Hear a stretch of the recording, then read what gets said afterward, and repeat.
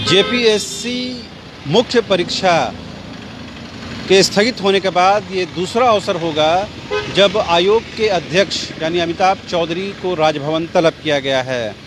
इससे पहले भी 3 तारीख को उनकी आमद यहाँ पर हुई थी और उन्होंने राज्यपाल के सामने अपनी बातें रखी थी। हालांकि उस दौरान उन्होंने पत्रकारों के किसी भी प्रश्न का उत्तर नहीं दिया था।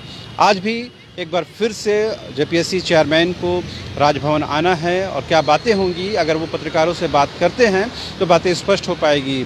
लेकिन एक बात तो बिल्कुल स्पष्ट है कि पिछले 1-2 दिनों में जिस तरह से घटनाक्रम बदले हैं और ये मामला जेपीएससी का मामला, भाषा विवाद का मामला, झारखंड में जातियों को लेकर जो विवाद चल रहा है उसका जो मामला है वो जिस तरह से राष्ट्रपति भवन तक पहुंचा है और इसको पहुंचाने वाले झारखंड के ही सांसद हैं, विधायक हैं, उसके बाद कहीं ना कहीं ये मामला रांची से, झारखंड से होते हुए अब दिल्ली तक पहुंच गया है। लिहाजा कहीं ना कहीं ये मामला अब विस्तार ले चुका है। अब दूसरी तरफ ये मामला झारखंड हाई कोर्ट में भी अब सुनवाई के क्रम में चल रहा है। इसी बीच जो 28 दिसंबर से जो मुख्य परीक्षा होने वाली थी तो वो स्थगित करनी पड़ी है और उसके बाद आयोग की ओर से उसके कुछ समय मांगी गई है। मान ये भी जा रहा है कि एक रिवाइज रिजल्ट निकाला जाएगा जिसमें ये बातें आएंगी कि जो गलतियां हुई हैं उसे करेक्शन किया जाएगा। लेकिन ये बात अलग हो सकती है कि रिवाइज रिजल्ट में क्या इंक्लूड किया जाएगा, क्या एक्सक्लूड किया जाएगा, लेकिन उसके बाद भी विवाद और बढ़ सकता है। लिहाजा इन तमाम घटनाक्रम के बीच में राजभवन आना और राज्यपाल से मुलाकात करना जेपीएससी चेयरमैन का काफ़ी महत्व रखता है। यही वजह है कि झारखंड के हज़ारों लाखों अभ्यर्थी जो जेपीएससी की आस लगाए बैठे हैं, 7वीं जेपीएससी में उनको कहीं ना कहीं एक उम्मीद बैठी थी, लेकिन अब जिस तरह से वो भी विवादों के साए में आ गया है उससे कहीं ना कहीं उनकी उम्मीदें धूमिल हुई हैं। अब चेयरमैन को आना है राजभवन और वो अपनी बातें रखेंगे, अपना पक्ष रखेंगे। उसके बाद देखने वाली बात होगी कि क्या कुछ तब्दीली आती है। लेकिन फ़िलहाल ये स्थिति बनी हुई है कि पीटी जो रिज़ल्ट आया उसमें जो गड़बड़ियाँ हुई और उसका जो आरोप प्रत्यारोप चला, वो मामला फिर से झारखंड हाईकोर्ट की दहलीज तक पहुंचा। उसके बाद मुख्य परीक्षा होने वाली थी, उसे स्थगित कर दिया गया। उसके बाद एक के बाद एक राजभवन बुलाया जा रहा है जेपीएससी चेयरमैन को।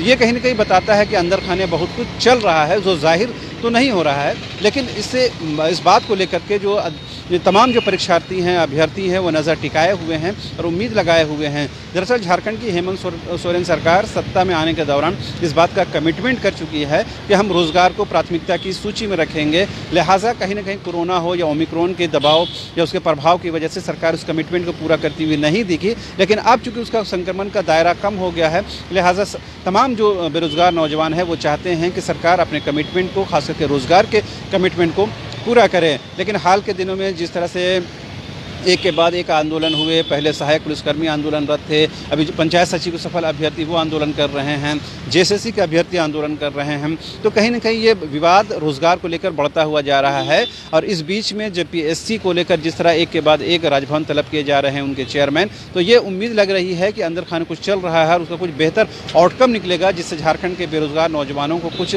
सहूलत होगी। लेकिन फिलहाल ये वेग में बातें हैं। अगर चेयरमैन साहब आते हैं और हम पत्रकारों से अगर बात करते हैं, अपना पक्ष रखते हैं तो बेहतर होगा। दरअसल एक कमी जो हम लोगों ने फील किया, महसूस किया इस पूरे आंदोलन के दौरान में कि आयोग की तरफ से अपनी बातें रखने के लिए कोई स्पष्टता नहीं होती है। सारी बातें अगर प्रेस विज्ञप्ति में कही जाएंगी तो बहुत ज़्यादा वो कम्युनिकेट नहीं हो पाती हैं। लिहाजा जब भी मौका लगे, अगर चेयरमैन सर अगर आते हैं और बात करते हैं, अपनी बातें रखते हैं, तो एक बेहतर कम्युनिकेशन का माहौल बनेगा, छात्रों के बीच कॉन्फिडेंस बिल्डिंग डेवलप होगा और कहीं ना कहीं एक बेहतर वातावरण का निर्माण होगा। इससे छात्रों के हित में जाएगा और झारखंड के विकास में जाएगा। तो लिहाजा उम्मीद की जानी चाहिए कि इन तमाम घटनाक्रम के बीच जब चेयरमैन आएंगे और बातचीत करेंगे तो वो पत्रकारों से भी बात करेंगे और अपनी पक्ष रखेंगे, जिससे झारखंड के हज़ारों लाखों नौजवानों को उनके बात सुनने का मौका मिलेगा और उनको भी सुकून के पल हासिल होंगे। कैमरा पर्सन हृदय के साथ रांची से न्यूज़ बाइस्कोप के लिए शहनवाज।